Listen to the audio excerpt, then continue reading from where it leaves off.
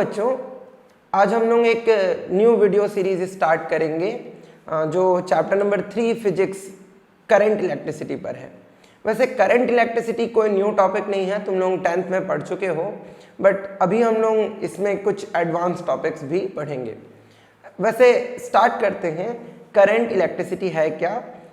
तो अगर current electricity को डिफाइन करें तो डेफिनेशन होगा The branch of physics which deals with charge in motion is called current electricity। मतलब वो ब्रांच जिसके अंदर में हम लोग मूविंग चार्ज के बारे में पढ़ते हैं उसको क्या बोलते हैं, करंट इलेक्ट्रिसिटी। अगर चार्ज रेस्ट में हो तो क्या बोलते हैं उसको, इलेक्ट्रोस्टैटिक्स, जिसके 2 चैप्टर हम लोग पहले ही पढ़ चुके हैं। अब अगर हम लोग करंट इलेक्ट्रिसिटी को थोड़ा और डिटेल में डिस्कस करें तो अगर चार्ज मूव करता है तो वो बहुत सारे इफेक्ट जनरेट करता है ना, वो मैग्नेटिक इफेक्ट भी जनरेट करता है, तो उसको हम लोग इलेक्ट्रोमैग्नेटिज्म बोलते हैं। वैसे इलेक्ट्रोमैग्नेटिज्म एक सेपरेट ब्रांच हो जाता है क्योंकि उसके बहुत सारे कॉन्सिक्वेंस और इफेक्ट्स हैं, उनको हम लोग इलेक्ट्रोमैग्नेटिज्म नाम के चैप्टर में डिस्कस करेंगे या magnetic effect of electric current नाम से पढ़ेंगे। बट इस चैप्टर में हम लोग इलेक्ट्रिसिटी जब किसी कंडक्टर में फ्लो करती है तो वो कौन कौन से इफेक्ट जनरेट करती है और वो किस तरह से फ्लो करती है, इसके बारे में हम लोग इस चैप्टर के अंदर डिस्कस करने वाले हैं। अब इसमें पहला टॉपिक है इलेक्ट्रिक करंट। अब इलेक्ट्रिक करंट क्या है, मेरे ख्याल से तुम में से हर कोई जानता है, बेसिक सा डेफिनेशन है, the rate of flow of charge is called electric current. अब I इज इक्वल टू क्या होता है, Q बाई टी। अब किसी भी चीज का रेट निकालना तो टाइम को नीचे डाल दो, है ना, तो charge by time is equal to हो जाएगा current, I is equal to Q by T. But ये जो डेफिनेशन है ये सफिशिएंट नहीं है, ये केवल तभी अप्लाई कर सकते हैं हम लोग जब करंट स्टेडी हो, मतलब कंटिन्यूअस हो, कांस्टेंट हो, तभी हम लिख सकते हैं I is equal to Q by T. अगर करंट स्टेडी ना हो तो उस केस में क्या करेंगे, इसको समझने के लिए हम कंसीडर कर लेते हैं कि एक कंडक्टर है, एक कंडक्टर जिसका क्रॉस सेक्शन एरिया कितना है, A। अब ये A क्रॉस सेक्शन एरिया का एक कंडक्टर हुआ। अब कंडक्टर के अंदर कौन मूव करेगा, सबको पता है, फ्री इलेक्ट्रॉन्स। अभी कोई भी कंडक्टर है तो उसके अंदर में फ्री इलेक्ट्रॉन्स मूव करते हैं, बहुत सारे फ्री इलेक्ट्रॉन्स होते हैं उसके अंदर। तो कंडक्टर के अंदर मूव करने वाले चार्ज कैरियर्स होते हैं इलेक्ट्रॉन्स। वैसे बेटा तुम लोगों को बाकी तरह के कंडक्टर में भी पता होगा, जैसे कि अगर कोई सॉल्यूशन है, सॉल्यूशन में इलेक्ट्रिसिटी कौन कंडक्ट करेगा, वहां तो फ्री इलेक्ट्रॉन्स नहीं होते। इलेक्ट्रोकेमिस्ट्री में पढ़ा होगा कौन होते हैं, कैटायंस एंड एनायंस। कौन, कैटायंस एंड एनायन। अगर मैं NaCl सॉल्ट का एक सॉल्यूशन बनाऊं और उसमें इलेक्ट्रिसिटी कंडक्ट करूं तो लिक्विड के अंदर sodium ion and chloride ion जो है वो इलेक्ट्रिसिटी कंडक्ट करेंगे, ठीक है। अगर कोई गैस हो, गैस के अंदर हम लोग कोई वैक्यूम ट्यूब ले लें और उसके अंदर इलेक्ट्रिसिटी पास कराएं तो इलेक्ट्रिसिटी वहां से कैसे पास होगी, कोई डिस्चार्ज ट्यूब के अंदर, वहां होगा एक तो इलेक्ट्रॉन्स और दूसरे होते हैं क्या, जो कैटायन चार्ज होते हैं ना, पॉजिटिव चार्ज मॉलिक्यूल्स जो होते हैं वो होते हैं। तो पॉजिटिव कैटायन और इलेक्ट्रॉन्स जो होते हैं वो गैस के अंदर में इलेक्ट्रिसिटी कंडक्ट करते हैं। जैसे कि अगर तुम ट्यूबलाइट ले लो तो ट्यूबलाइट के अंदर इलेक्ट्रिसिटी अगर कंडक्ट हो रहा है, या तुमने 11th में पढ़ा होगा CRT कैथोड रे ट्यूब, उसके अंदर जो इलेक्ट्रॉन्स होते थे वो मूव करते थे। अगर किसी ने डिटेल में कैनल रेस पढ़ा होगा तो इलेक्ट्रॉन्स जाकर के कैटायन से टकराते हैं, कैटायन चार्ज हो जाते हैं और वो अपोजिट डायरेक्शन में मूव करते हैं। जो गैस के मॉलिक्यूल्स हैं वो जब इलेक्ट्रॉन्स गैस के मॉलिक्यूल से टकराते हैं तो कैटायन में कन्वर्ट हो जाता है, आयोनाइज हो जाता है और फिर वो कैनाल रेस बनाता है। तो अगर गैस में इलेक्ट्रिसिटी कंडक्ट हो रही है तो वहां पर कौन इलेक्ट्रिसिटी कंडक्ट करेगा, एक तो फ्री इलेक्ट्रॉन्स और दूसरे कौन, कैटायंस। अच्छा, सेमीकंडक्टर्स में इलेक्ट्रिसिटी कौन कंडक्ट करता है, तो इलेक्ट्रॉन्स एंड होल्स। बेटा ये इलेक्ट्रॉन एंड होल कॉन्सेप्ट जो है उसको हम लोग सेमीकंडक्टर चैप्टर में पढ़ेंगे बहुत ही डिटेल से। अच्छा, पर इस चैप्टर में तो हम लोगों को डिस्कस क्या करना है, मेटालिक कंडक्टर्स के बारे में। तो सपोज कि एक मेटल है और मेटालिक कंडक्टर है तो उसमें जो इलेक्ट्रिसिटी कंडक्ट करेगा वो कौन होगा, फ्री इलेक्ट्रॉन। अब जैसे कि अगर ये सपोज, थोड़ा केमिस्ट्री मार दें इसमें, अगर ये कॉपर का मेटल है, अगर कॉपर है तो कॉपर क्या कर सकता है, एक इलेक्ट्रॉन डोनेट कर सकता है और कॉपर प्लस में कन्वर्ट हो जाता है। इसको हम लोग क्या बोलते हैं, क्यूप्रस, है ना, ये मेटल कैटायन है। अच्छा, कॉपर जो है वो Cu+2 में भी कन्वर्ट हो सकता है और इसको तब हम पुकारते हैं क्यूप्रिक। दोनों ही आयन है, बट अगर वो नॉर्मल मेटालिक फॉर्म में भी है तो उसके अंदर बहुत सारे इलेक्ट्रॉन्स होंगे और वो Cu+ मतलब कैटायंस भी बनाएगा। तो कंडक्टर के अंदर जो कैटायंस होते हैं वो बहुत ही बड़े होते हैं, है ना, उनका साइज जो है वो बहुत ज़्यादा होता है, जहाँ बहुत ज़्यादा बड़ा होता है, और वो इलेक्ट्रॉन्स के कंपेरेटिवली बहुत ज़्यादा हैवी भी होते हैं, तो वो मूव नहीं कर पाते हैं। तो मूव कौन करता है? केवल इलेक्ट्रॉन।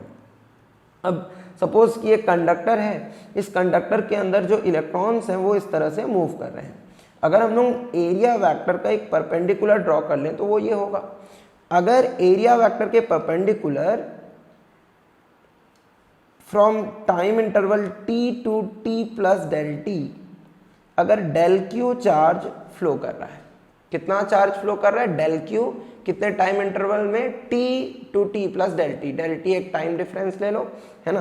तो उस केस में करंट जो है वो आई एवरेज का मैग्नीट्यूड होगा del Q divided by time difference निकाल लो, t plus del T minus T. अब यहाँ से t जो है वो क्या हो जाएगा? कैंसिल हो जाएगा, और हम लिख सकते हैं I is equals to del Q divided by del T. तो इस तरह से आई एवरेज निकल जाएगा, वो होता है charge flow divided by time taken. अच्छा बेटा, ये एवरेज करंट है, बट अगर मेरे को इंस्टेंटेनियस करंट निकालना हो तो इंस्टेंटेनियस करंट जो होगा उसमें टाइम इंटरवल बहुत छोटा होगा, मतलब डेल टी का मैग्नीट्यूड बहुत कम होगा। तो इंस्टेंटेनियस करंट हम लोग कैसे निकालते हैं उसको अगर देखें, आई इंस्टेंटेनियस, इसको हम लिखेंगे limit del T is tending to 0 del Q by del t. बेटा del q amount of charge flowed है, डेल टी टाइम इंटरवल है, but del T is too small to be tending to 0, मतलब इतना छोटा ले लिया हम लोगों ने डेल टी को कि वो ऑलमोस्ट क्या हो गया? 0। तो उस केस में हम लोग आई इंस्टेंटेनियस लिख सकते हैं del limit del T is tending to 0 del Q by del T. इसको हम लोग D Q by D T से भी एक्सप्रेस कर लेते हैं। डी यहाँ पर स्मॉल चेंज को एक्सप्रेस कर रहा है, डेल जो है वो बिग चेंजेस को एक्सप्रेस कर रहा है। तो आई इंस्टेंटेनियस को हम लोग D Q by D T लिख सकते हैं। वैसे बेटा अगर इसको थोड़ा और सॉल्व कर लें तो हम लोग आई को लिख सकते हैं D Q by D T. तो डी क्यू को क्या लिख सकते हैं? I into D T. अब चलो इसका मैं इंटीग्रेशन कर लेता हूँ। तो D Q is equals to integration of I into D T. अब यहाँ अगर आई कांस्टेंट हो, if I is constant steady not changing with time, then D Q का इंटीग्रेशन करेंगे तो क्या हो जाएगा? क्यू, और आई क्योंकि कांस्टेंट है इंटीग्रेशन से बाहर आ जाएगा। डी टी का इंटीग्रेशन करेंगे तो क्या हो जाएगा? टी। तो यहाँ हम लिख सकते हैं I is equals to Q by t. I is equals to क्या लिख सकते हैं? Q by t. Q by t formula कब आया? जब करंट क्या हो? स्टेडी हो। इसीलिए जब मैंने इनिशियली डिफाइन किया था इलेक्ट्रिक करंट तो ये बोला था कि ये डेफिनेशन केवल तभी सही है जब करंट स्टेडी हो, आई कांस्टेंट हो। बट अगर आई वेरी कर रहा हो, आई अगर वेरिएबल हो, तो उस केस में I is equals to Q by t हम लोग नहीं लिख सकते। अगर तुम इससे न्यूमेरिकल बनाओगे तो उस केस में तुम्हारा जो न्यूमेरिकल है वो सही नहीं होगा।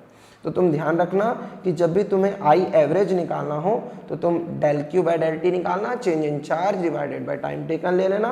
बट अगर तुमको इंस्टेंटेनियस निकालना है तो D Q by D t ले सकते हैं। कभी कभी कुछ न्यूमेरिकल्स ऐसे देते हैं जिसमें q जो है वो टाइम फंक्शन होता है, तो उस केस में तुम उसको डिफरेंशिएट कर सकते हो और डिफरेंशिएट करने से तुम्हारा इंस्टेंटेनियस जो करंट है वो आ जाएगा। ठीक है, तुमको तब इंस्टेंटेनियस करंट जो है वो मिल जाएगा। अब अगर हम लोग आगे डिस्कस करें SI unit of electric current. बेटा SI यूनिट मेरे ख्याल से तुम सबको पता है, I इज इक्वल्स टू होता है Q बाई टी। Q का SI यूनिट क्या होता है? कूलम, और टाइम का SI यूनिट क्या होता है? सेकेंड। तो कूलम पर सेकेंड लिख सकते हैं हम। क्या लिख सकते हैं, कूलम पर सेकेंड। वैसे हम लोग इसे एम्पियर पुकारते हैं, क्या पुकारते हैं, एम्पियर। आगे पढ़ेंगे चैप्टर में एम्पियर्स लॉ, बट अभी एम्पियर ले लेते हैं। एम्पियर साइंटिस्ट का नाम है, और अगर कोई भी यूनिट किसी साइंटिस्ट के नाम से हो तो उसको हम लोग कैपिटल लेटर से एक्सप्रेस करते हैं, तो हम लोग इसको 1E ऐसे भी एक्सप्रेस करते हैं। 1 ampere is equal to coulombs per second, ऐसे हम लोग उसको लिख सकते हैं। तो ये हो गया ऐसा यूनिट। अगर हम लोग उसको डिफाइन करना चाहें तो क्या होगा, 1 ampere if 1 coulomb charge is flown through a cross section area in 1 second, then the current passes through that area is defined as 1 ampere। तो इस तरह से हम लोग एम्पियर को डिफाइन भी कर सकते हैं। बेटा तुमको याद होगा एम्पियर जो है वो एक फंडामेंटल यूनिट है। तुमने 7 फंडामेंटल यूनिट पढ़े होंगे, उनमें से एक फंडामेंटल यूनिट है कौन, एम्पियर। इसीलिए जब तुम करंट का डायमेंशनल फॉर्मूला लिखो, अगर तुम करंट का डायमेंशनल फॉर्मूला लिखना चाहो तो क्या होगा, वो होगा M0 L0 T0 A1, क्योंकि यही फंडामेंटल यूनिट है। तो एक से A से हम लोग एक्सप्रेस कर लेते। तुम डायरेक्ट A1 भी लिख सकते हो, बट कुछ टीचर ऑब्जेक्शन करते हैं, उसमें कम से कम ये 3 डालना जरूरी होता है। तो M0 L0 T0 A1 लिख सकते हो। तो इस तरह से हम लोगों ने पढ़ लिया SI unit of electric current. अब देखते हैं कन्वेंशनल एंड इलेक्ट्रॉनिक करंट। अब बेटा इलेक्ट्रॉनिक करंट का कन्वेंशनल करंट क्या है और इलेक्ट्रॉनिक करंट क्या है, इसको देखते हैं। करंट का डायरेक्शन क्या है, तो इनिशियली ये एज्यूम किया साइंटिस्ट कम्युनिटी ने कि जो फ्लो ऑफ पॉजिटिव चार्ज है वो करंट है। क्या है, फ्लो ऑफ पॉजिटिव चार्ज है वो क्या है, करंट है। तो अगर मैं एक कंडक्टर ले लूं, कुछ सपोज कि ये कंडक्टर है, तो कंडक्टर के अंदर पॉजिटिव चार्ज अगर मूव कर रहा है इस डायरेक्शन में, इस तरफ,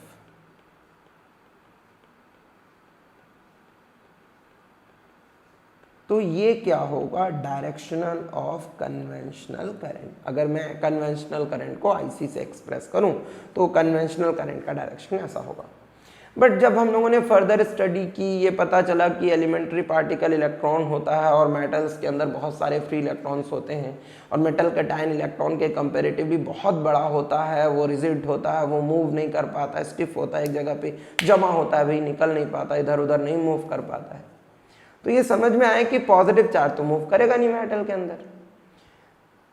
अगर सोचो कि यहाँ कोई इलेक्ट्रॉन हो, सोचो अगर यहाँ कोई इलेक्ट्रॉन हो, तो क्या वो उसी डायरेक्शन में मूव करेगा जिधर पॉजिटिव जाएगा? नहीं भाई, इसका एंटी है। पॉजिटिव उधर जाएगा तो इलेक्ट्रॉन इधर आएगा, पॉजिटिव इधर जाएगा तो इलेक्ट्रॉन इधर आएगा। मतलब इलेक्ट्रॉन का मूवमेंट का डायरेक्शन हमेशा ही क्या होगा, जो पॉजिटिव चार्ज है उसके ठीक क्या होगा, अपोजिट होगा। तो अगर मैं इलेक्ट्रॉन के बारे में सोचूं तो इलेक्ट्रॉन इसका ठीक अपोजिट मूव करेगा।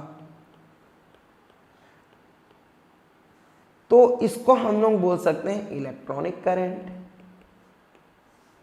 बट जो कन्वेंशनल करंट है उसका डायरेक्शन हमेशा ही क्या होगा, इलेक्ट्रॉनिक करंट के ठीक अपोजिट होगा। जनरली हम लोग इस तरह भी इंटरप्रिटेट करते हैं कि करंट हमेशा इलेक्ट्रॉन के अपोजिट मूव करता है, या इलेक्ट्रॉन हमेशा करंट के अपोजिट मूव करते हैं। अगर electron A to B move कर रहे हैं तो current B to A move करेगा, सिंपल। ठीक है, तो इस तरह से हम लोग समझ सकते हैं कि कन्वेंशनल करंट का डायरेक्शन किस तरह आया। अब बेटा एक बहुत ही इंपॉर्टेंट क्वेश्चन है, इलेक्ट्रिक करंट इज स्केलर और वेक्टर। नो डाउट मेरे को लग रहा है ये क्वेश्चन तुम पहले भी देख चुके होगे। एक बहुत ही इंपॉर्टेंट क्वेश्चन है, थ्योरेटिकली तुम्हें पूछा जाएगा, 1 मार्क 2 मार्क में आ सकता है। बहुत ही इंटरेस्टिंग क्वेश्चन है। क्वेश्चन क्या है देखते हैं। इलेक्ट्रिक करंट इज स्केलर और वेक्टर। तो अगर हम लोग करंट को डिस्कस करें तो एक्सप्रेस करते हैं I से। I हैज डायरेक्शन, ये बैटरी के पॉजिटिव टर्मिनल से नेगेटिव टर्मिनल की तरफ मूव करता है। ये इलेक्ट्रॉन के मूवमेंट के अपोजिट मूव करता है, has direction and has magnitude. 2 ampere, 1 ampere, 3 ampere, है ना। जो नॉर्मल डोमेस्टिक सर्किट होता है उससे कितना फ्लो करता है, ऑलमोस्ट 1 एम्पियर। अगर हम लोग अपने नर्व्स में देखें तो क्या होता है, ऑलमोस्ट 10⁶ एम्पियर, बहुत ही कम करंट होता है ना। अगर मैं अपने फिंगर्स इस तरह से टिल्ट कर पा रहा हूँ, वो इसलिए कर पा रहा हूँ कि मेरा नर्वस सिस्टम यहाँ तक सिग्नल्स भेज रहा है, और जो सिग्नल्स होते हैं वो 10⁻⁻⁶ एम्पियर के होते हैं, तो मतलब मैग्नीट्यूड तो है और डायरेक्शन भी है। बट क्या ये एक वेक्टर क्वांटिटी है? मेरे ख्याल से मेजॉरिटी को पता होगा कि ये रॉन्ग है, ये एक वेक्टर क्वांटिटी नहीं है। तो क्यों नहीं है भाई, है ना। अच्छा, अगर कोई वेक्टर क्वांटिटी होगा तो उसमें वेक्टर वाली प्रॉपर्टी होगी। कोई भी अगर वेक्टर क्वांटिटी है तो उसके अंदर क्या होगी, वेक्टर्स वाली प्रॉपर्टीज होंगी। अभी सपोज कि एक वायरिंग अपन ले लेते हैं, ऐसे 3 वायर ले लेते हैं, ये A, B, O, C कुछ ऐसा, और A to O चलो एज्यूम कर लेते हैं कि इधर 3 एम्पियर करंट जो है वो आ रहा है। और अगर हम इधर देखें तो अगर यहाँ से ले लेते हैं 2 एम्पियर करंट आ रहा है, तो यहाँ से कितना करंट जाएगा? अगर करंट एक वेक्टर क्वांटिटी होगा तो उसका मैग्नीट्यूड बीच के एंगल पर भी डिपेंड करेगा। सपोज कि ये एंगल 60 डिग्री है, तो अगर मेरे को इसका रिजल्टेंट निकालना होता और अगर करंट एक वेक्टर क्वांटिटी होता तो रिजल्टेंट कैसे आएगा? Parallelogram law of vector addition से R = √a² + b² + 2ab cos theta, मतलब √3² + 2² + 2 × 3 2 × 3 × 2 cos 60 डिग्री। बट रिजल्टेंट ऐसे नहीं आता। अगर मैं एंगल चेंज कर दूं, 60 डिग्री को कर दूं 90 डिग्री, तो क्या जो अगर वेक्टर होगा तो मैग्नीट्यूड चेंज हो जाएगा, √3² + 2² + 2 × 3 × 2 cos 90 डिग्री।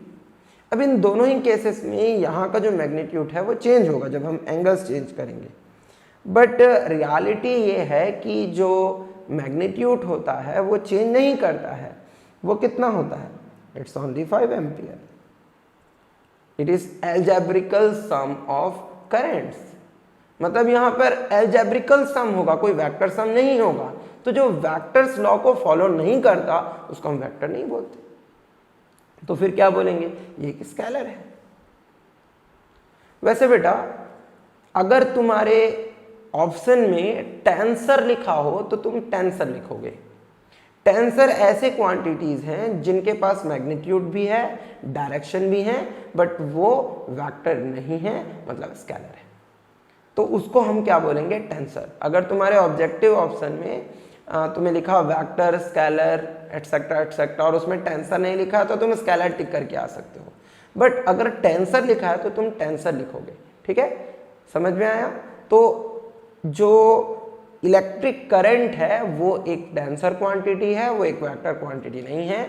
क्यों नहीं है? क्योंकि ये वेक्टर्स लॉ को फॉलो नहीं करती, वेक्टर्स के एडिशन लॉ को फॉलो नहीं करती। जब भी हम लोग इसका रिजल्टेंट निकालते हैं तो वो कंस्टिट्यूएंट का एल्जेब्रिकल सम होता है। वैसे बेटा हम लोग आगे किरचॉफ्स लॉ जब डिस्कस करेंगे इसी चैप्टर में, तो कैसे नेट करंट निकाला जाता है किरचॉफ्स फर्स्ट लॉ में डिटेल में पढ़ेंगे। अब बेटा जितना टॉपिक पढ़ा उन पर बेस्ड कुछ क्वेश्चन डिस्कस करते हैं। जैसे कि एक सिंपल सा क्वेश्चन है, if 2.25 × 10⁻20 electrons pass through a wire in 1 minute, find the magnitude of the current flowing through the wire. एकदम बच्चा क्वेश्चन है, बेसिक क्वेश्चन है। डिस्कस करते हैं कि क्या गिवन है। हमें गिवन है नंबर ऑफ इलेक्ट्रॉन्स n = 2.25 × 10⁻20। अच्छा, टाइम प्रोवाइडेड है 1 मिनट। अब क्योंकि मिनट जो है वो ऐसा यूनिट नहीं है, हम लोग इसको सेकंड में कन्वर्ट कर लेते हैं, 60 सेकंड होगा। अच्छा, n प्रोवाइडेड है, बट अगर मुझे करंट दिखना है और इस क्वेश्चन में कहीं पढ़ने से ऐसा नहीं लग रहा कि करंट जो है एक वेरिएबल है, तो हम लोग इसको कांस्टेंट ले लेते हैं। तो I = Q/T निकाल सकते हैं, तो उसके लिए Q चाहिए होगा। Q = क्या होता है? N × E। अब जो इलेक्ट्रॉन्स हैं उनके चार्ज को E से एक्सप्रेस करेंगे, तो n प्रोवाइडेड है, अगर ये रख दें तो Q = n का magnitude 2.25 × 10⁻20 into electron 1.6 × 10⁻19 coulomb charge carry करता है, तो ये ले लेंगे। अच्छा तुम लोगों को लग रहा होगा -1.6 इंटू 10⁻⁻19 कूलम, तो सामने में एक और माइनस लगा लो, माइनस एन ही, तो माइनस माइनस कैंसिल होकर के प्लस आ जाएगा। करंट के मैग्नीट्यूड पूछा है तो ये इस तरह होगा। अच्छा क्यू मिल गया, आई इज इक्वल टू क्या होता है, because I is equal to होता है Q by T, rate of flow of charge. हम क्यू लिख सकते हैं 2.25 into 10⁻20 into 1.6 into 10⁻⁻19 divided by ये हो जाएगा 60। अच्छा ये 10⁻20 और 10⁻⁻19 अगर सॉल्व करोगे तो 20 - 19 1 हो जाएगा तो 10 हो जाएगा। इसको लिख सकते हैं 2.25 इंटू 1.6 इंटू 10 डिवाइडेड बाय 60, तो ये कैंसिल आउट हो गया। अब इसको सॉल्व कर लेते हैं। अब इसको सॉल्व कर लेते हैं। 2.25 into 1.6 is equal to divided by 6 is equal to 0.6। तो इस क्वेश्चन का आंसर होगा 0.6 एम्पीयर। तो इस तरह जो वायर है उससे कितना करंट होगा 0.6 एम्पीयर।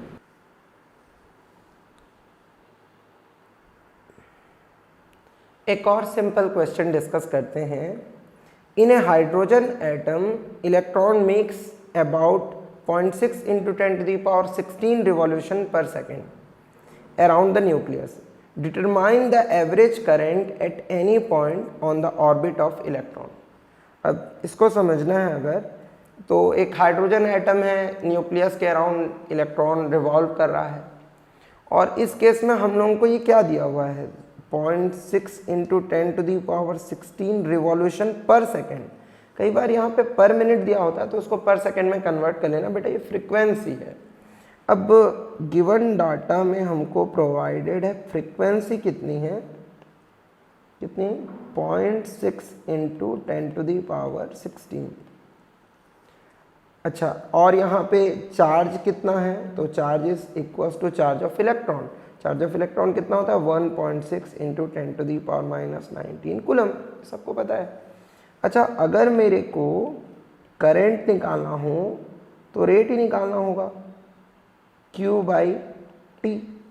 अच्छा एक रिवॉल्यूशन का टाइम अगर ले लेते हैं हम तो E बाय कैपिटल T लिख सकता हूँ। T यहाँ पे टाइम पीरियड है। अगर एक रिवॉल्यूशन हो रहा है तो उस केस में वहाँ पे चार्ज होगा E और टाइम होगा T। कभी कभी अगर नंबर ऑफ रिवॉल्यूशन प्रोवाइडेड हो, है ना, डाटा के साथ, टाइम के साथ, अगर ये दिया हुआ है कि सपोज कि 1 मिनट में इतने नंबर ऑफ रिवॉल्यूशन हो रहे हैं, तब उस केस में इसकी जगह तुम लिख सकते हो NE divided by T, where T is time जो प्रोवाइडेड है और N जो है वो नंबर ऑफ रिवॉल्यूशन है। क्योंकि उस केस में तुम ये सोच लो कि एक इलेक्ट्रॉन नहीं N इलेक्ट्रॉन एक साथ घूम रहे हैं, है ना, तो इस तरह से तुम इसको सोच सकते हो, तब ये फॉर्मूला लगाना बेटा। बट इस केस में तो हम लोग इलेक्ट्रॉन को रिवॉल्व करा रहे हैं और एक टाइम अगर रिवॉल्व कराएं तो उसको टाइम पीरियड बोलते हैं। वैसे तुम सबको पता होगा फ्रीक्वेंसी और टाइम पीरियड के बीच का रिलेशन क्या होता है, इनवर्स ऑफ टाइम पीरियड। तो यहाँ पे तुम करंट को लिख सकते हो I is equal to frequency multiplied by charge of electron, ठीक है, क्योंकि 1/T जो होगा वो न्यू के इक्वल होगा। अच्छा तो हमको तो ये दोनों ही पता है, न्यू प्रोवाइडेड है कितना 0.6 इंटू 10⁻16 इंटू ये जो चार्ज ऑन इलेक्ट्रॉन होता है 1.6 इंटू 10⁻⁻19।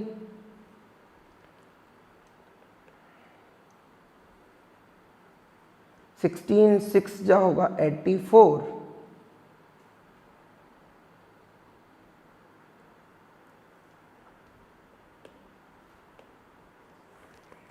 पंद्रह 25 75 15 56 90 16 6 जा 90, हाँ 16 6 जा होगा 96, तो हो जाएगा 96 और यहाँ पे इस तरह से पॉइंट लग जाएगा। और 10⁻16 और 10⁻⁻19 को अगर सॉल्व करें तो 10 आ रहा है -3, हम इसको लिख सकते हैं 9.6 इंटू 10⁻⁻⁴ एम्पियर। ये हो जाएगा जो करंट है फ्लो। अब अगला सिंपल सा क्वेश्चन है, the amount of charge passing through cross section of wire is Qt is equals to 5t square plus 4t plus 2. Find instantaneous current at t is equals to 2 second. Find average current at t is equals to 0 to 2 second. अब अगर मान लेते हैं मुझे instantaneous current यहाँ पर find करना है। Instantaneous current is equals to होता है dq बाय dt। तो अगर हम q का मैग्नीट्यूड यहाँ पर पुट कर दें, then d by D T off हो जाएगा 5t square plus 4t plus 2, 5 बाहर आ जाएगा, t स्क्वायर का होगा 2t, डिफ्रेंशिएशन 4 बाहर आ जाएगा, t का होगा 1, 2 कांस्टेंट का डिफ्रेंशिएशन कितना होता है 0, तो हो जाएगा 10t प्लस 4। अब अगर for t is equals to 2 second अगर ले लें तो I इंस्टेंटेनियस का मैग्नीट्यूड हो जाएगा 10 इंटू 2 प्लस 4, इसका मतलब 24 एम्पियर। बट अगर मुझे यहाँ पर I एवरेज निकालना है तो I एवरेज का मैग्नीट्यूड होता है del Q by del T। तो डेल Q निकालना है तो Q at T 2 minus Q T1 ऐसे ले सकते हैं, डिवाइडेड बाय डेल T को निकाल सकते हैं T2 माइनस T1। अच्छा, अभी हम लोगों ने QT डिस्कस किया, क्या है QT, क्वेश्चन में प्रोवाइडेड है 5t square plus 4t plus 2। अब ये रख देते हैं। अब T2 जो है हमारा वो है 2 सेकेंड और T1 जो है हमारा 0 सेकेंड, डिवाइडेड बाय 2 माइनस 0, ये तो 2 हो जाएगा। अब ये 5 into 2 whole square plus 4 into 2 plus 2 था, माइनस ये हो जाएगा 5 into 0 square plus 4 into 0 plus 2, divided by हो जाएगा 2। तो 5 4 जा 20, 4 2 जा 8 प्लस 2 माइनस 2 डिवाइडेड बाय 2। तो ये 28 डिवाइडेड बाय 2 मतलब आ जाएगा आंसर 14 एम्पियर। ठीक है, तो इस तरह से हम लोग एवरेज और इंस्टेंटेनियस करंट निकाल सकते हैं। बेसिक कॉन्सेप्ट है ना। इसको अगर तुम लोग I is equals to Q by T से निकालने की कोशिश करो तो ये नहीं निकलेगा। क्यों नहीं निकलेगा? क्योंकि क्वेश्चन में पहले ही दिया हुआ है कि charge is an function of time, मतलब वो एक वेरिएबल है। तो जब भी स्टेडी करंट होगा, I कांस्टेंट होगा, तो तुम I is equals to Q by T से क्वेश्चन सॉल्व कर सकते हो।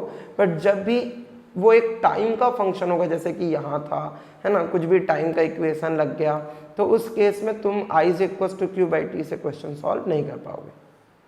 तो इसको केयर करना। अब एक छोटा सा क्वेश्चन है जो बोर्ड एग्जाम में पूछा भी हुआ है। क्वेश्चन देखो, figure shows A plot of current I through the cross section of a wire over A time interval of 10 second. Find the amount of charge that flows through the wire during this time period। अब अगर मेरे को ये एक दे दिया है, tricky question है भाई। अब जब भी तुम लोगों को इस तरह क्वेश्चन पूछेगा तो याद रखना area under IT curve with respect to time axis is amount of charge. क्या बताया बेटा? चार्ज जो होगा, सपोज मैं अगर उसे Q से एक्सप्रेस करूं तो area under IT curve with respect to time axis होगा। तो अगर मैं इस जो कर्व है इसका अगर एरिया निकाल लूँ तो उस केस में मेरा जो चार्ज है वो निकल जाएगा। तो अगर मैं इसको टर्म को O, इसको A, इसको B, इसको D, इसको C ले लूँ तो मेंशन कर सकते हैं। एरिया अगर निकालना है हमको तो हम यहाँ लिख सकते हैं area of triangle OAB plus area of quadrilateral ABCD। अब ट्राइंगल का एरिया निकालेंगे तो राइट एंगल ट्राइंगल है, half into base into height होगा। बेस कितना है 5 माइनस 0 होगा 5, और हाइट कितना है 5 माइनस 0, ये भी 5 माइनस 0 है तो ये भी हो जाएगा 5 प्लस, अगर यहाँ देखेंगे तो ये 10 माइनस 5, अगर क्वाड्रिलेटरल लेंगे तो ये रेक्टेंगल दिख रहा है या स्क्वायर रेक्टेंगल कुछ भी हो सकता है, वैसे तो दिख रहा है स्क्वायर है। 10 माइनस 5 क्या हो जाएगा 5, और इधर भी 5 है, 5 क्रॉस 5 हो जाएगा। तो ये हो रहा है 5 5 25, 25 को हाफ करेंगे तो 12.5 प्लस ये हो जाएगा 25, ये 0.5 और 12 और 25 ऐड करेंगे ये हो जाएगा 37। तो 37.5, ये दोनों SI यूनिट है, सेकंड है और ये भी एम्पियर है, तो चार्ज का यूनिट आएगा क्या कूलम। तो इस तरह से इस क्वेश्चन का आंसर होगा 37.5 कूलम।